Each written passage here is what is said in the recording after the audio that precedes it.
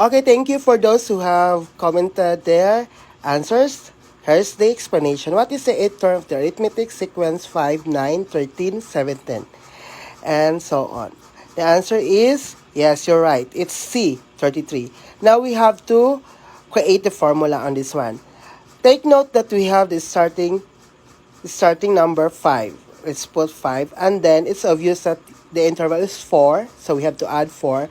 And take note also that the first term is not added by 4, so n minus 1. We have to multiply that one. So to simplify, we have the 4n plus 1. Those who commented 4n plus 1, yes, you're correct. And then we have to substitute the unknown term, the 8, and then plus 1, 32 plus 1, that is 33. Very good. That is 33. For those who have solved the 69 term, here we go.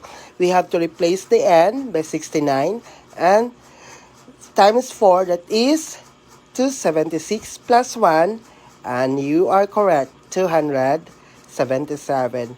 Hooray! Follow for more!